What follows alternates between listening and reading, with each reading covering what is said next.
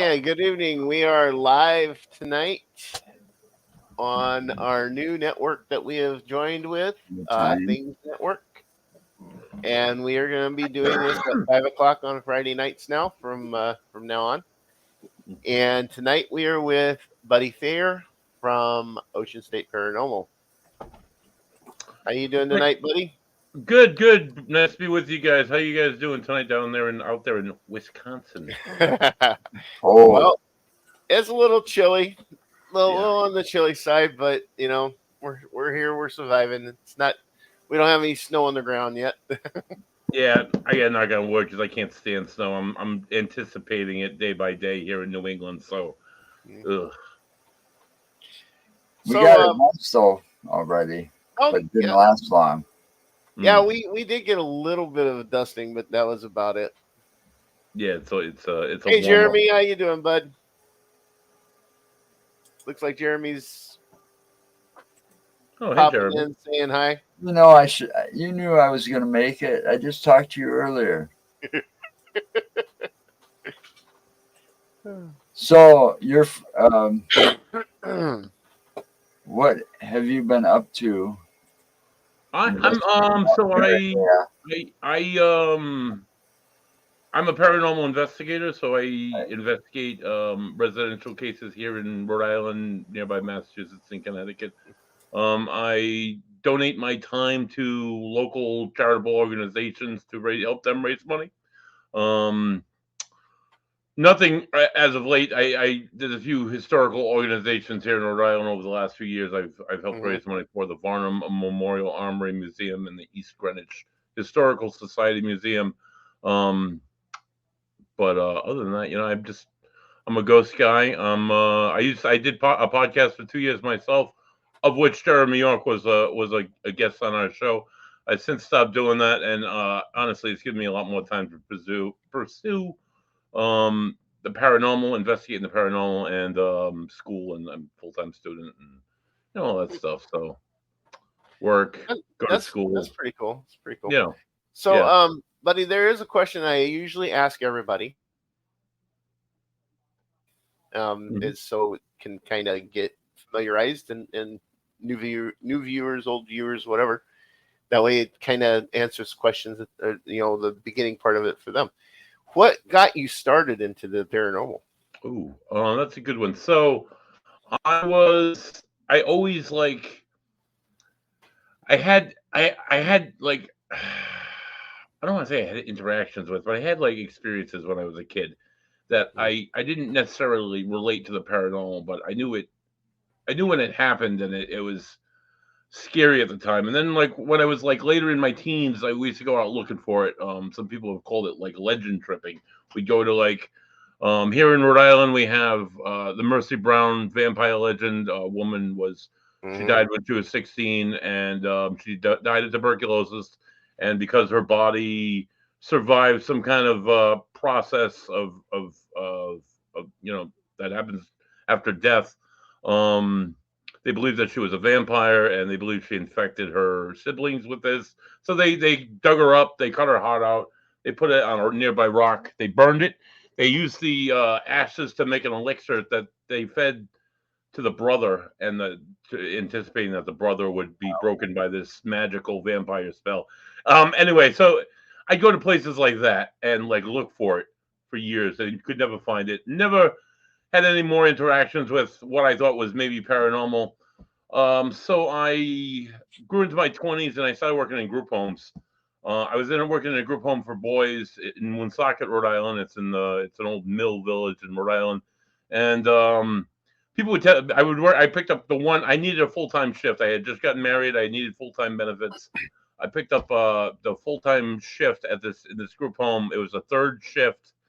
I had usually worked first or second shift in this home. I had never worked third shift. I had never worked third shift before. People would tell me ghost stories, and I'm like, I don't want to hear that. I'm working here alone. I would tell them it's all in your head. I was the biggest skeptic ever.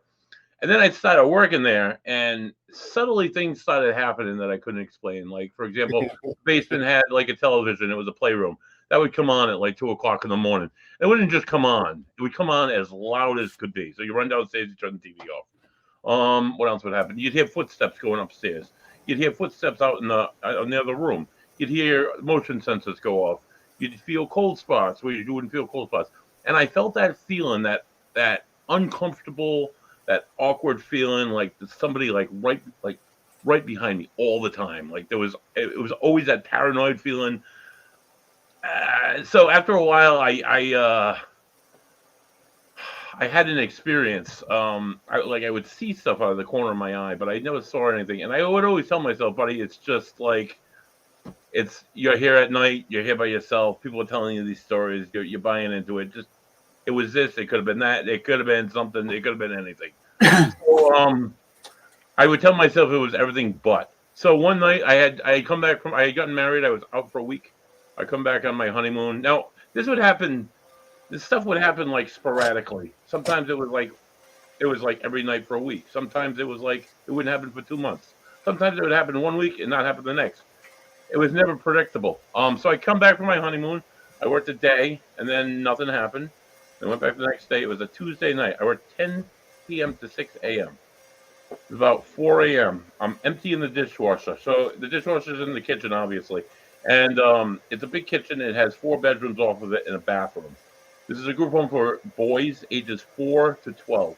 A lot of these kids had incontinent issues, so they would get up in the night. They'd be wet. You'd have to change them, shower them, put them back to bed, keep it quiet, all that stuff.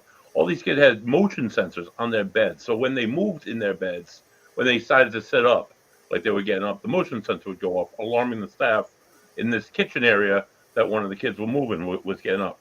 So I was at the dishwasher. I'm standing up at the dishwasher. About 2 feet behind me is this bedroom. It had 3 boys in it, and there was a bathroom adjacent to me. I hear the doo doo doo doo. I turned around and I saw a figure walking out of this room. I addressed the figure as one of the kids that lived in the room because he was about the same height. Like, hey, Russ, you got to use the bathroom. He comes out, the figure comes right out, walks right in front of my face and disappears.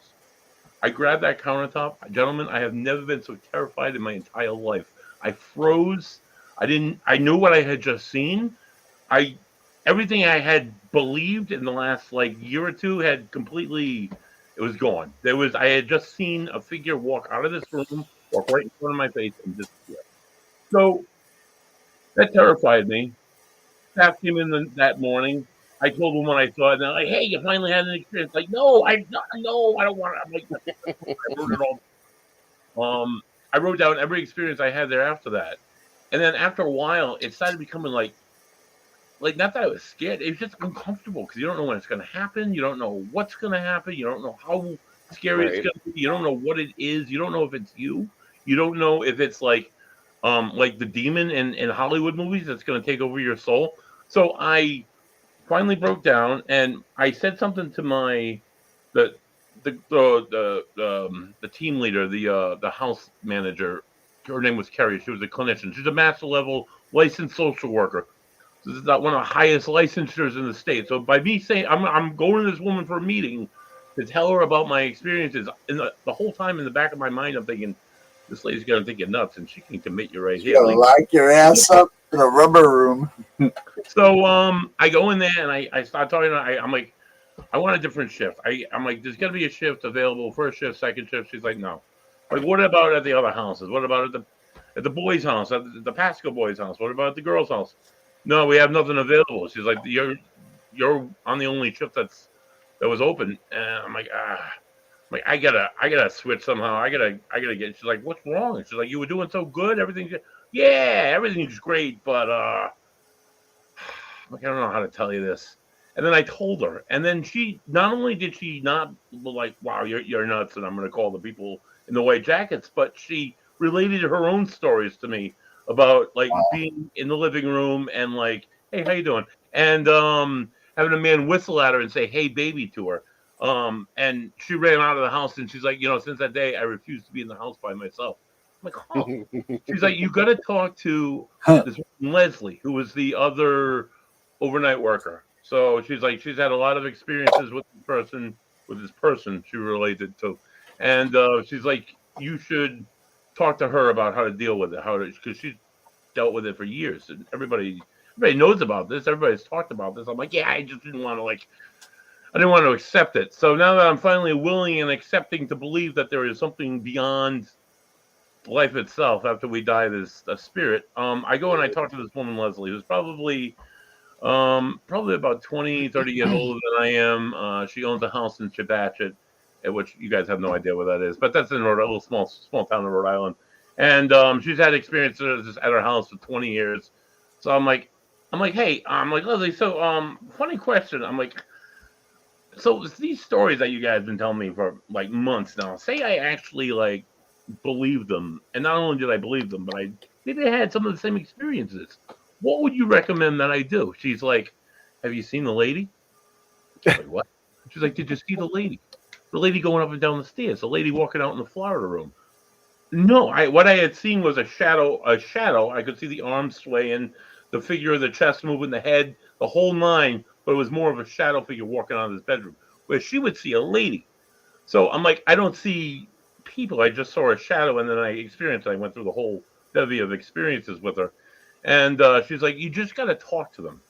I'm like, what do you mean I got to talk to them? Like out loud? Like I got to say stuff? She's like, well, either you could do that or you could say it in your head. But she's like, they'll hear you. And if they're bothering you, just tell them to leave you alone. I'm like, really? She's like, yeah, just talk to them.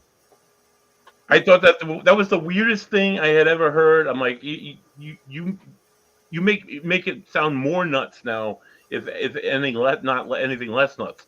So, me being a practical person, I was a history major in college.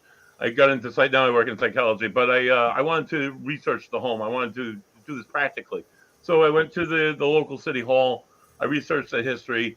I found all the people that had ever lived in that house, and all of them were alive except for the first couple. The first couple was a group of. It was a couple that had immigrated to Rhode Island from Italy in 1920.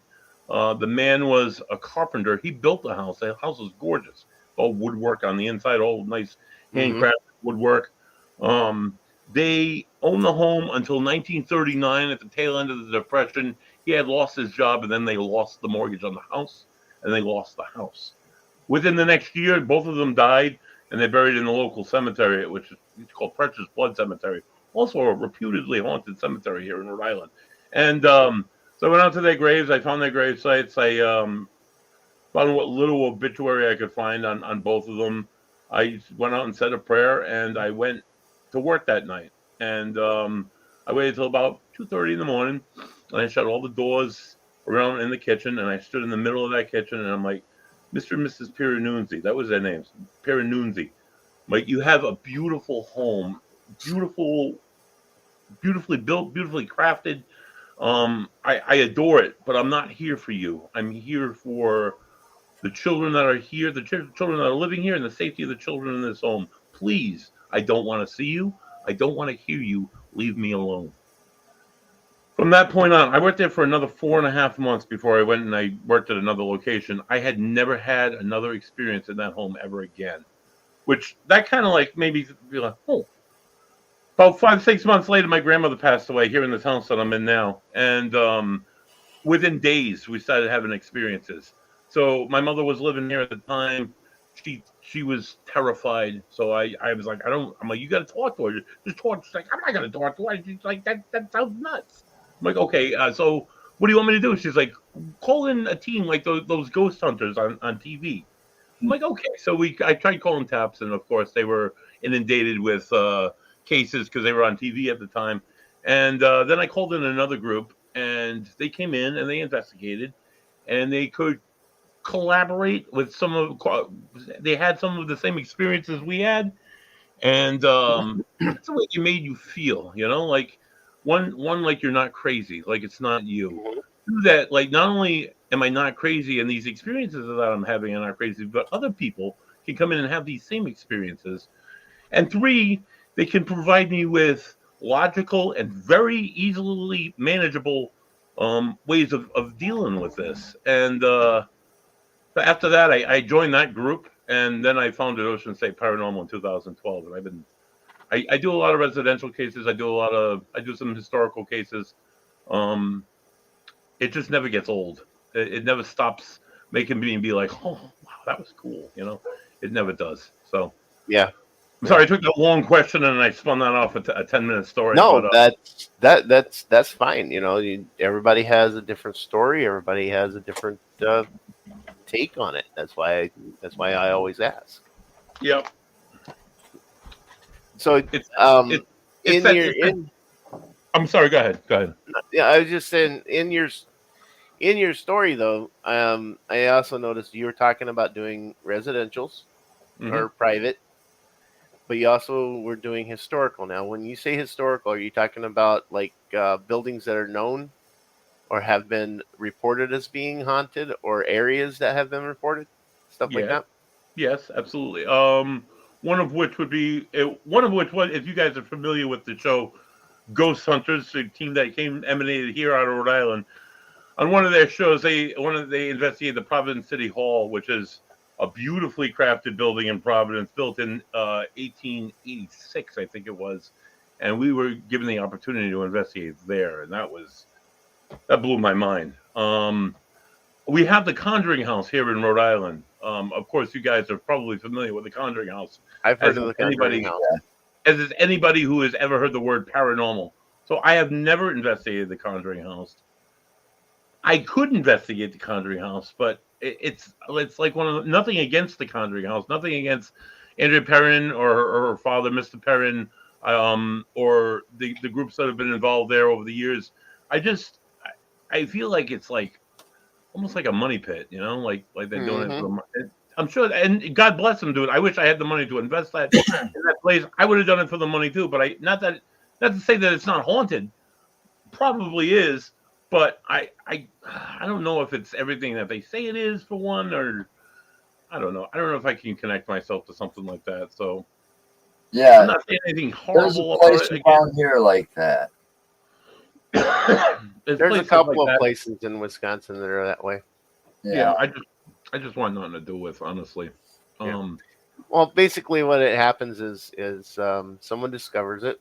Someone, so early on before it becomes famous, they discover that it's that way. They start doing investigations and stuff, and then it starts becoming known. And then the more known it gets, the more popular it gets, and then all of a sudden somebody gets this light bulb, because this whole country is based on capitalism. So somebody gets this freaking light bulb and says, "Hey, let's start charging people. Let's start saying it's more of this or more of that," and then it becomes too commercialized. It's kind of like Christmas, man. It's too commercialized. Yeah, it's like that. Well, think about it. There's the one that there's the bar, that one bar.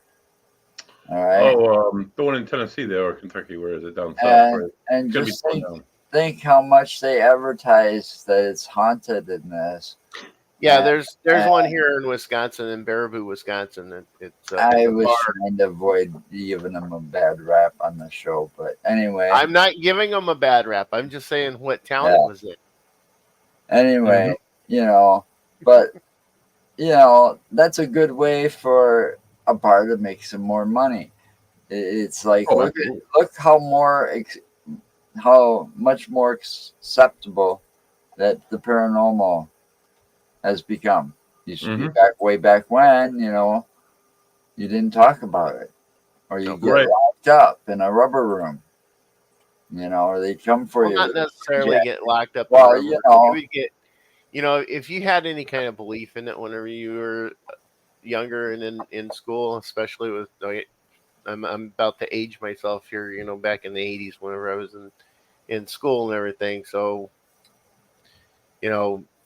at that point, if you showed any kind of belief in that, you were always kind of teased about it and always poked fun of. Shunned. And shunned. And then, after that, now, you fast forward to now, because of TAPS and others like Ghost Adventures and stuff like that, it has become more of a mainstream kind of situation where people are actually believing it more. And a lot of it has to do with the fact that that it's been glorified like it has through the media and through through television. But for investigators like myself and Joe, I do it. I honestly, I do it to prove that something's there. Mm-hmm. And I'll guarantee you, it doesn't matter. I will never get the same results twice. I can go out to a location and I can sit there all night and not have a damn thing happen. Right. Not have one single iota of anything. Noise, sound, voice, disembodied voices, orbs, anything. I won't have a damn thing. Except for maybe the hoot of an owl or the bark of a dog. Mm-hmm. You know, a week and a half, 2 weeks later, you can go back to the same location and then run across a freaking spirit that's so chatty you can't even shut them up. Right. You know, something like that.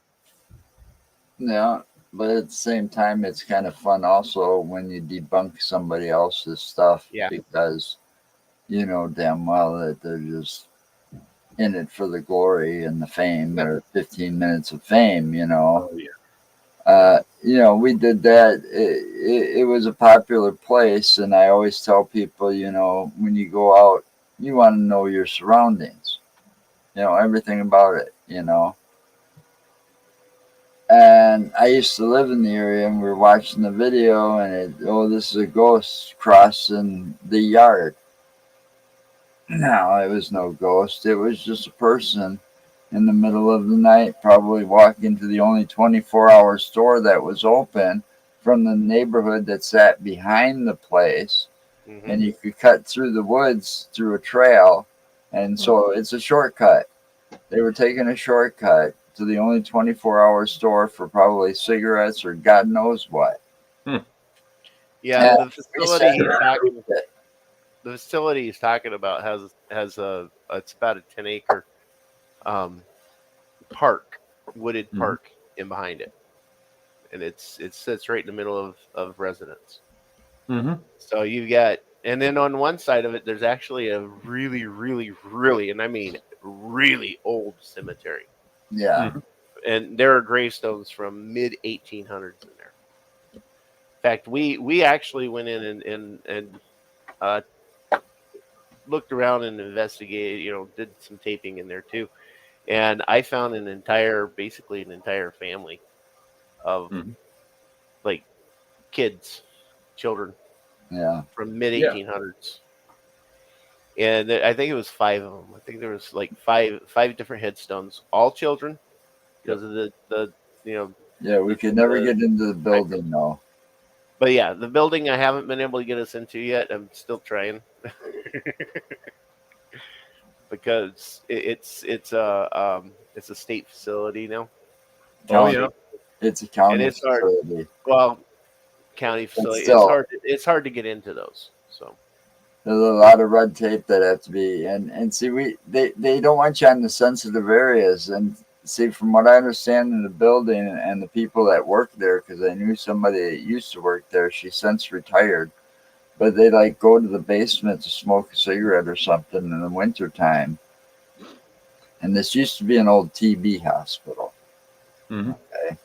So they saw a really old wheelchair in one of the hallways that were cut off. I mean, it's still a hallway, but it doesn't go anywhere because it used to go outside to some pool. It used to go into tunnels. There were tunnels that went out to therapy pools. And then further in the wooded area, there was also a pig farm. They had pigs in there, and they used that as therapy as well. And the tunnels used to go all the way back to those. So the tunnels were primarily used for storage or different things. So this wheelchair was in this one tunnel that they were standing at the one end of, and they were smoking a cigarette, and all of a sudden it started rolling towards them. And they like ran back out of there, like, all right, we're done. Yeah. You know. And she found out that we were doing this. She told me the story one day and cornered me. But I could never get in the building, and she couldn't get us in there because of all the sensitive material and all the floors. Well, the whole thing is I don't care about floors 1 through whatever. I want to get in the basement. Mm-hmm. Right. That's what I want. I don't want to. I That's don't where care everybody's about seeing moving the. anywhere else. I want the basement. That's where everybody's I been talk- seeing the stories come out of. Is the basement. For this particular building, I actually talked to a phone service gentleman that Oh yeah, I I ran remember into, that. and he told me some stuff about that basement too, because all the switchboard and everything is in that basement that they have to go in there and work on it. Oh, wow.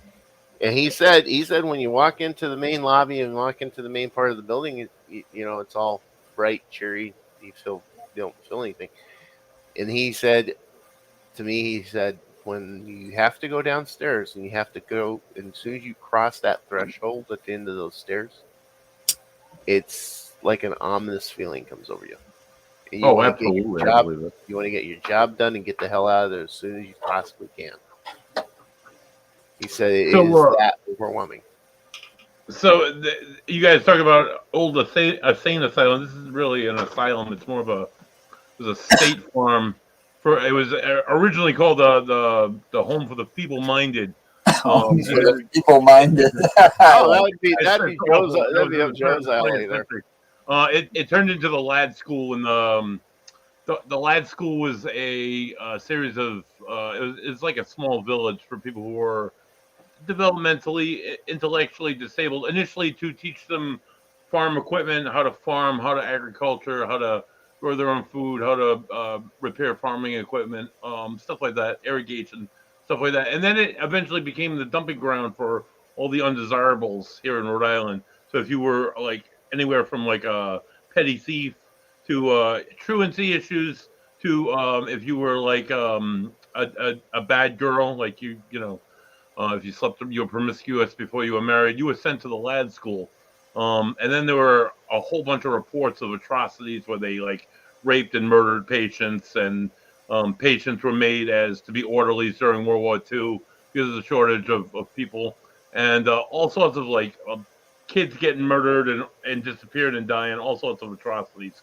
So this place closed down finally in 1986, and then it was ordered to close in 86. And then in 93, they finally took the last like 12 patients out and locked the doors. But when they did, they left everything how it was. So you talk about the wheelchair in the hallway. There were wheelchairs. There was patient equipment. There was like EKG machines like just used. There was like the swing set was still up, which was really creepy. It was like the old seesaw. And this whole area was like, it was the size of like a small village. And so it was the piece of land that it was on sat next to the Exeter, the veteran cemetery here in Rhode Island. It was in the middle of the woods. It's in the middle of nowhere. And as kids, we would, not break in, but we would trespass, if you would, and or ghost hunt, if you would. And that's one of the places that we would venture off to and do that. So later on it was about November 2013. It was scheduled, the last two buildings were scheduled to be completely demolished the following winter. My best friend, at the time he was captain of a unit here in Rhode Island. He's a Rhode Island National Guard, and they had a training area in the middle for the Rhode Island National Guard. So he's like, he called the state police, told him he was planning a training, and he had some friends with him that like to take pictures of old buildings. So they said they can go in, they can explore, but they can't go beyond the first floor because it's falling apart, and they could, I'm a big guy, I could fall through the floor like that and like kill myself. So I'm like, all right, that's cool. Mm-hmm. So we were allowed to investigate in two buildings. The first floor for both of them, the old hospital hallways, right, with there's spray paint on the inside. There's like there's brick and mortar on the floor. There's pieces of wall, pieces of the ceiling all falling in, all caved in. We're the only people in this whole building, and I have 6 clear EVPs, male, female, clear as day, clear voices that are just like I couldn't explain. And again, that's the place you drive on the grounds. As soon as you come on the grounds, you immediately feel that negativity, that like I got to get out of here, that I want to hurt somebody. That anger, that and then it fades when you leave. So it's still there now. It's still the grounds now, and I want to try and do experiments there now as with mediums if I can. But it's just like I hate it. It carries that the land itself just carries that negativity of all the awful stuff that happened there. So as an investigator, that's one of the things that I like to explore.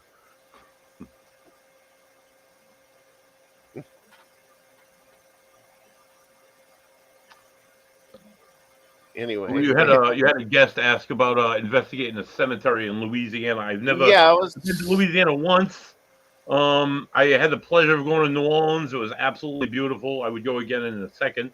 But we have a cemetery here in Rhode Island called the Elder Bellew Cemetery. It's in Cumberland, Rhode Island. It's not too old as far as cemeteries in Rhode Island go. It dates back to about the 1700s, but it's a very conservative Christian group. And I was in this cemetery. I'd investigated there about a dozen times, and I had gone there this morning. I was a Sunday morning. I had gotten out of work at Arbor Fuller Psychiatric Hospital where I worked, and I needed something. I had some extra time that morning. So in this video that I had made with this kid that we went there to investigate, he swore he saw the image of a man. It was a cemetery on a hill, and at the bottom of the hill was a road, and it was a stone wall. And the legend for this cemetery is the man in gray, a man in a gray suit, is often seen like guarding the cemetery. So he swore that this blotchy image in the graininess of the video was the gray man. No, I'm like, I gotta go see that for myself. So I went and stood where we were standing, where we took the video, and I'm looking exactly at the stone. There's a giant stone in front of me, and just to the left of that is where this blurred image was, and it's a willow tree. It's a small willow bush, and it's gray. And I'm like, all right, we were moving, and that's exactly what that was. So I'm like, that case solved. So I'm about to leave here, and I'm like to myself, I want to thank these people for allowing me to be here. So I say a little Our Father to myself, and make the sign of the cross. I'm like, thank you. And as I'm walking down the hill, I hear behind me, this is not a big cemetery at all. It's a hill, cemetery on a hill. And maybe 150 people buried there. From the top of the hill, you can see the whole cemetery. And as I'm walking back down that hill, I hear hello in a woman's voice. And then as the woman keeps talking, I hear a little kid laugh. So I stop, and I'm like, all right, there must have been somebody back there I didn't see. So I turned around, I went back up over the hill, looking at the whole cemetery. There's nobody. I'm the only person in this whole cemetery. I can see through the trees about a quarter mile down the road to the nearest house. There's nobody outside. There's nothing but woods. That instant moment, I'm like, I just heard a ghost. And every muscle in my body just tensed right up real quick. And I'm like, okay, thank you for that. Thank you so much. And I ran out of that cemetery as quickly as I could get my car off. But as an investigator, I have no courage when I'm by myself. So shit like that happens, and I'm like, oh, yeah, you wouldn't survive with me then, buddy. With other people, it's fine. Well, he said by himself. I know. But I myself, when we did our investigation at Bray Road, I took a stroll by myself. Mm-hmm. And yeah, And I do a lot of stuff. I can do a lot of stuff by myself. I'm too jaded. I've been involved in this stuff since I was like 13, 14 years old. Okay. And my mom was a sensitive. I'm a sensitive. I can sense spirits around me. I can see auras whenever I put myself in the right mind. Nice. The stuff like that. And I've experienced way too much for way too long to be afraid of it anymore. Mm-hmm. Now, don't get me wrong. When we have investigations, the first session of the night, it's called a quiet time session. We all break off. We all go by ourselves, go to a separate area of the building, the house, wherever we might be, and we sit for about 20 minutes and just take in what we're hearing, the natural sounds, the sounds of the building, the sounds of the pipes, the sound when somebody flushes the toilet, the sound of a car driving by. But then again, during those times, you hear things that are not necessarily explainable. So I do have that, I can do it, but oh my God, sometimes it's very uncomfortable. And I have way more courage with somebody else there with me. That's because by yourself, all right, at night in a strange place, the mind tends to play tricks on you. I mean, think about it. when you're driving down the road at night, late at night, and you're by yourself, just you and the music or whatever, and all of a sudden you're seeing shadows along the road, you know? Mhm. I mean, it's the mind playing tricks on you. Yep. But then again, maybe not. Maybe not. But most of the time, it probably is. I have to agree with Zariana there, though. I like being by myself whenever I do investigations because it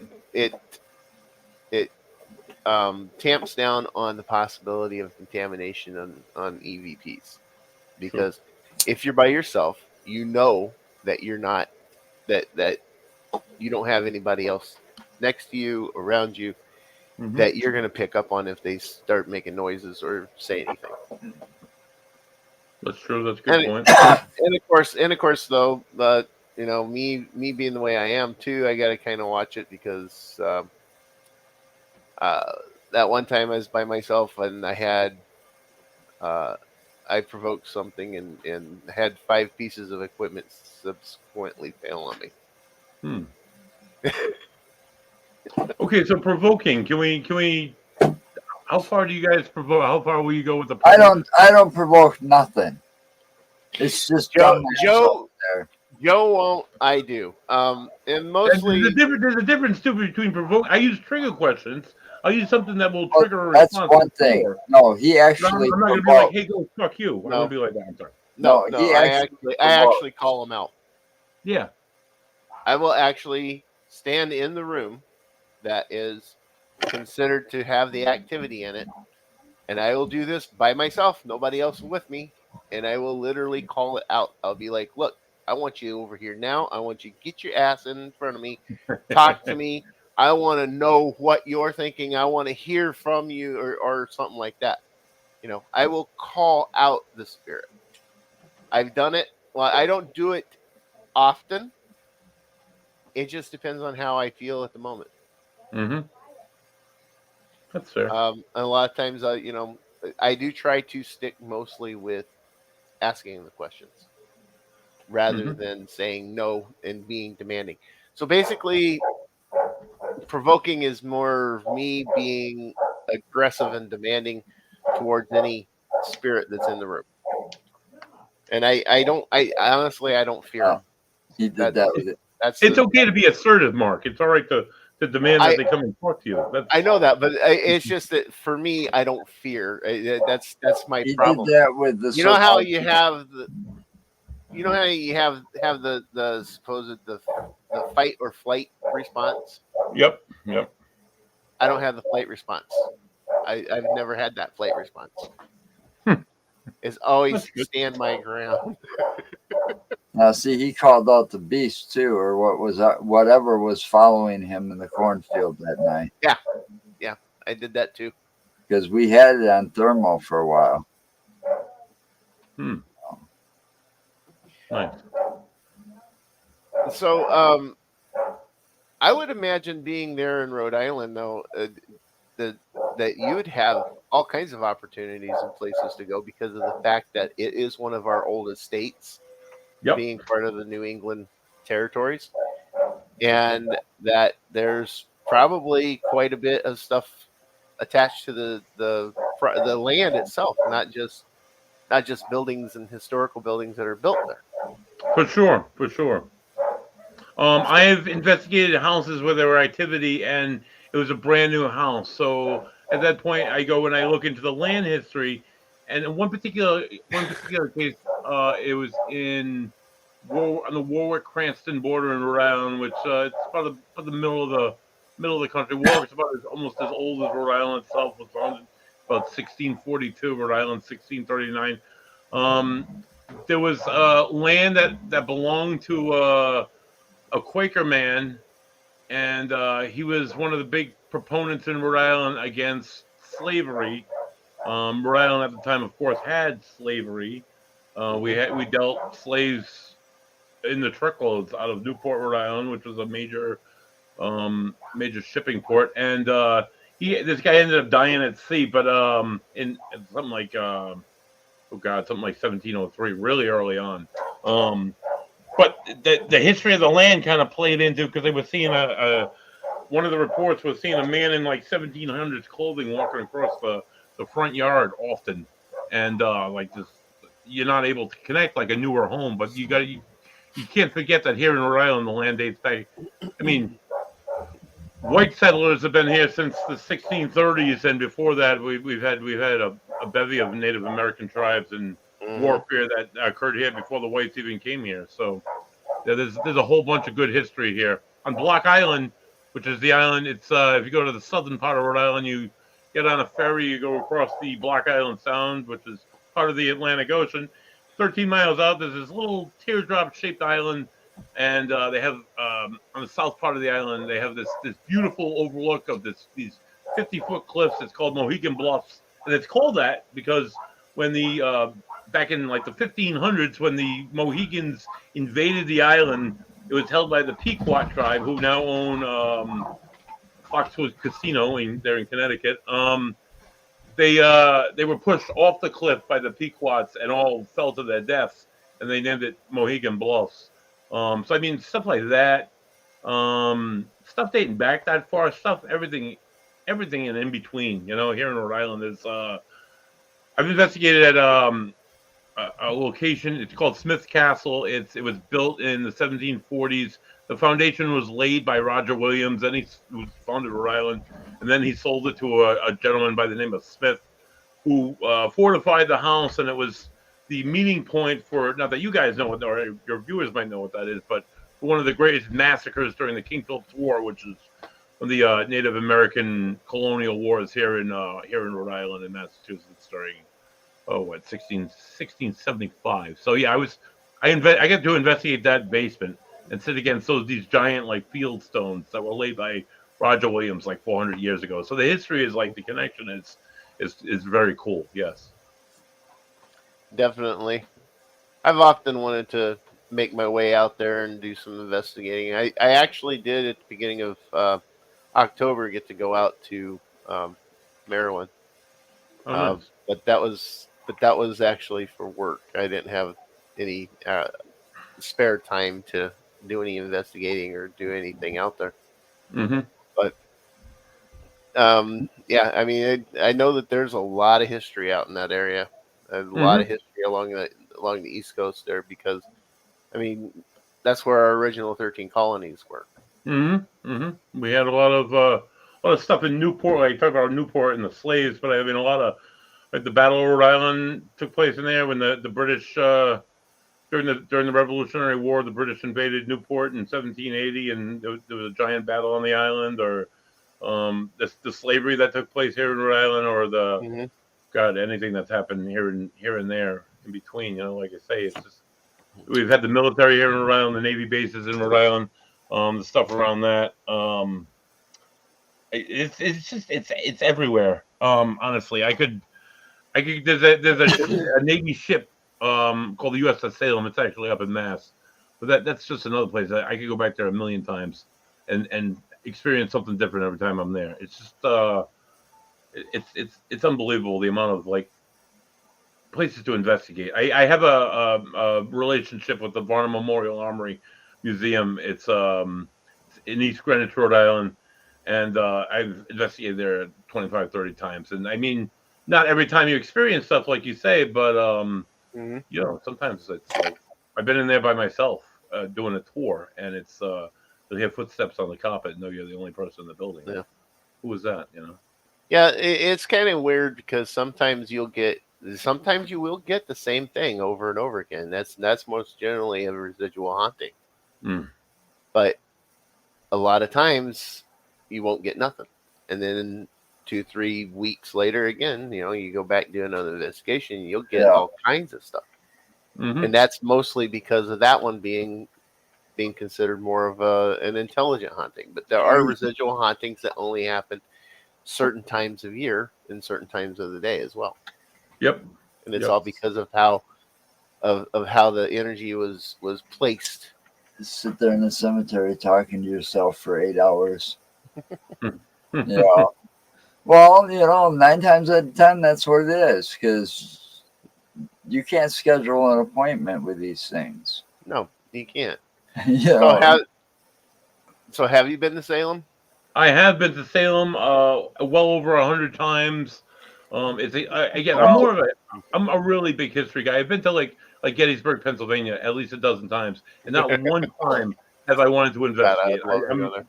I'm there for the history, and that's about. I mean, I might go and investigate next year. I'm supposed to go out there next summer for Gettysburg battlefield bash, but we'll see what happens. But I mean, yes, I've been to Salem. I've been on a ghost tour in Salem. I can say that, where they walk you around to different like haunted locations. But the witch and the witchcraft thing that's behind all the history behind Salem. Honestly, if you sit down and you think about it for a minute, it was one person not liking another, and I want your farmland, and I'm going to make up this lie Pretty about you. much. And our over superstitious legal system is going to believe it because they're super like paranoid and conservative Christian, and they're just going to like let's just murder people because that's how things happened in those days. I mean, they had the Spanish Inquisition for 200 years and murdered thousands and hundreds of thousands of Jews in Spain and Portugal. So I mean, it's something that's happened over the years. Now whether it's haunted or not, yeah, I would venture to say it's haunted. I've been to a few locations there where I felt the weird feelings. We had shown a few different spots that we could investigate there, but again, like the Conjuring House, like anywhere else in New England, it's like oversensitized with. Maybe it's whether it's the energy that people put into it or the actual event that caused the haunting itself. I don't know, but I mean, I could go to Salem, but it's not. Yeah, I guess it's on my backup list if I ever need a place to investigate. I don't know. Well, yeah, I was just kind of wondering. I mean, for something like that, I mean that was basically the central point of the witch hunts, from what history tells us. Yeah, and when you take a situation like that where you've got these paranoid want to control everybody, men that would just accuse a woman of being a witch just because, or like you said, you've got farmland I want, right. Stuff like that, and you put that kind of a violent situation out there. That energy will stick. That energy will. It's bad Oh, hell juju. yeah. Yeah, I think so. It's bad juju. So that is a good thought to look at, to see if possibly there would be something there. Mm-hmm. Yeah. Oh, I would almost bet on it, to be honest with you. There's a location where they used to hang them from that I'd like to go to and investigate there, to be honest with you. Yeah. Now, did they all over the land? That hanging, was it in a gallows, or did they actually? It was in a tree. They hung them from trees. I remember hearing stories in about some of the trees that are the really, really old, like oaks and maples and stuff around there, to where they would possibly still around for. They believe they might know the tree that was used that might be actually still be standing. Again, I'm not sure. This has come up recently in the last 10 years or so. So you're like, yeah, they're just kind of taking a guess maybe at this point. But they definitely identified Gallows Hill. It's definitely a place in Salem. And I'd like to, if I was to investigate, I would go there. There's another place that's a restaurant now that's reputedly seen a woman in the window on the second floor that I'd like to try out there. But Salem's and Salem, where it actually happened, is not where it is now. So Salem, if you're a tourist and you go to Salem today, you go to Salem, Mass. You go down. There's a cobblestone marketplace down there. It's really cool. There's some really good restaurants. We have some really great chowder. In Salem, you can get some really good Ipswich fried clams, which are really, Ipswich is the town over, but they have them in Salem. They're really good. We have some fine choices of beers, but the actual area that was Salem then is now Danvers, Massachusetts, and everybody goes to Salem because they want to experience the witchcraft and all the stuff that happened. But all the stuff that actually happened in Danvers up the road. But Again, Right. it's marketed, it's touristy, it's you're cashing in on everything that happens. Yep. It's a beautiful town, and a beautiful firework display because I went there to a park. It was an old fort, and you see the fireworks from all three towns. It's absolutely phenomenal. But Sorry. He's got I his don't know ghost. about the ghost so much. Joe's got his ghost in behind him there.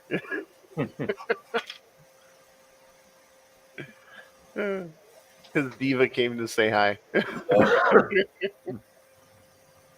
Yeah. So what's on your bucket list now? Did you got anything planned?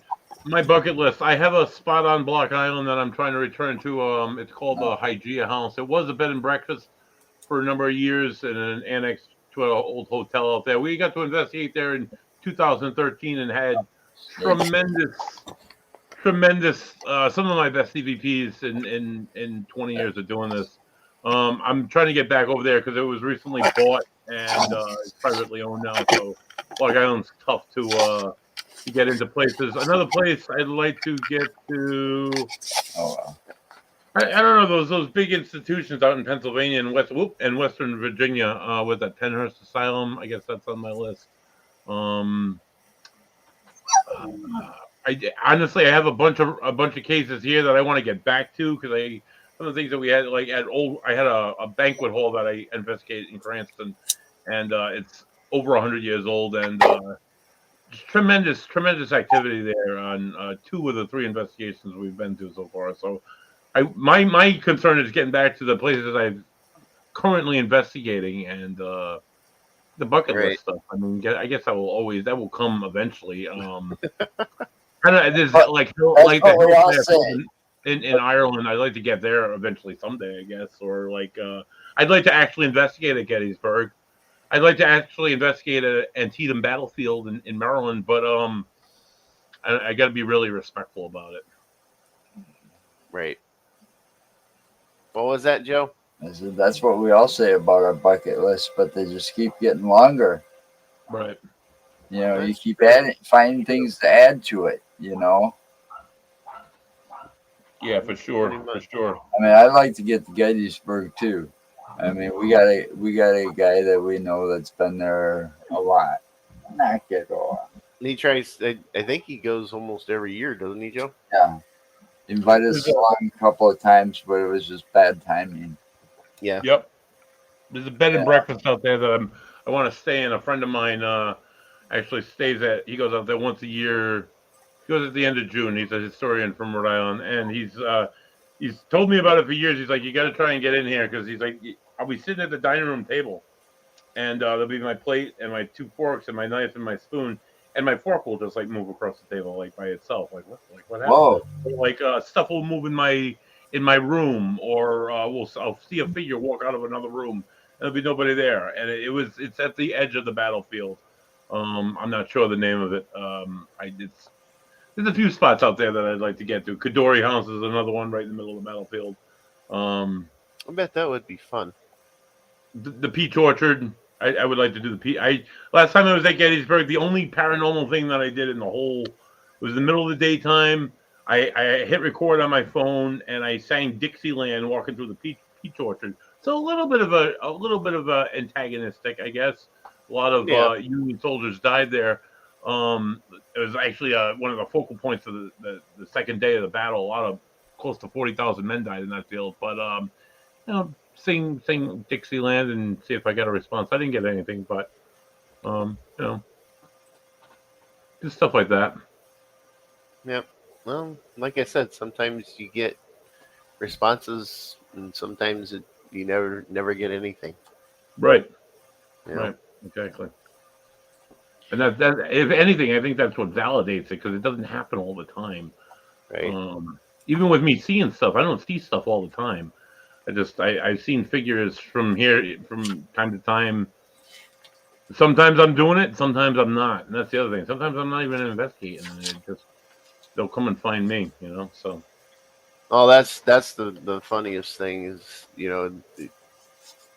every one of us out there are almost, I'd say probably 90% of us or more have one of these. Mm-hmm. Right. And the funny thing is, we got that in our hand or our back pocket or for women purse or whatever. And when things happen, we don't think to grab that and bring up that camera and start recording right away. Well, no, real quick, because we've only got like 5 minutes left. We got to keep to the deadline now that we're part of the things network. Work. But that was like Grafton. I mean, when we were in that arts mall out in Grafton, Tom and I go down, you know, all the equipment was left upstairs. Nothing was taken with me. Tom and I were just going downstairs and out to have a smoke. Right. Until we got right past those lights, and that one just flickered. Just the one flickered at both Tom and I. And it's like, where's the fucking camera when you need it? Or where it's like we went back to that one room and the lights were on, but nobody had a camera or anything. That's because we were just down in that lower area at this particular place, and we did an EVP and some filming down there, me, my daughter, and Joe, and we came back up and we turned the lights off downstairs. We had them completely off. The only lights that were on were in the bistro that they had left some of the lights on in the bistro to kind of keep it illuminated in there. So we went back up. We got up to the second floor, and then the other group was coming downstairs. Well, they ask us. They get a hold of us. They're like, "Hey, did you guys leave lights on down here?" No, we turned them all off. So, you know, we turned these lights off, and yet here they come down and the damn lights are back on. You know, so stuff like that. So. Yeah, that's weird. You can never explain it. That happened to it reminds me of a story a friend of mine told me from the armory. He's like, I was in my office the whole time. I was looking in this other room. I knew the lights were out. He's like, yep, I was walking out and I saw the lights were on. And it's such a hard switch to flick. It's not, you can't just flick it. You have to turn the switch to make the light come on. So he's like, the scariest part of that was having to walk back in there and turn the light off because I knew it was off. Yeah, that's wicked scary too. Knowing that you didn't turn it on and knowing you're not the one that did it, but knowing you left and it was off and then you left around the corner and it was on. Yeah, that's scary as hell. That's oh Lord! But that's how they get us, you know. That they do these. They have these little signs that they give us. Some of them are noticed, some of them are not, and I don't know. You got to pay attention for this stuff. They're definitely out there, and they're definitely trying to talk to us. Make sure you have equipment. Whether we're listening or not. So. All right, well, buddy, thank you for talking with us this evening. Yes, We've got about a minute and a half left, and Joe, chatting with you guys. You got anything to add or? Yep. I know. Ocean State Paranormal is been fumbling around with a website for years. We don't yet have one, but you can find us on Facebook under Ocean State Paranormal. Me, Buddy Thayer. I'm on Ocean State Paranormal. I have a lot of my some of my best video clips of evidence for the first 6 years of Ocean State Paranormal. And they kind of teeters off a little bit. I have a few new ones on there lately. So you just look at our video page on our Ocean State Paranormal Facebook page, and you can see some of my good stuff. Some of the Block Island place that I mentioned tonight is on there. That'd be really cool to check that out. Yeah. Well, thanks again, buddy. Joe? Thanks a lot, guys. Appreciate it. Next Friday, we're going to be back, same time, 5 p.m. Central. We'll have a guest then, too. I think it's, let's see. Mike Paranormal will be joining us. So that might be the whole team. Okay. Nice. All right. Well, for Jeremy York, too, thank you again. Oh, yeah. Jeremy, thank you. And just everybody, when you go do your investigations, stay healthy, stay happy, stay safe, and remember, anything's possible. Amen.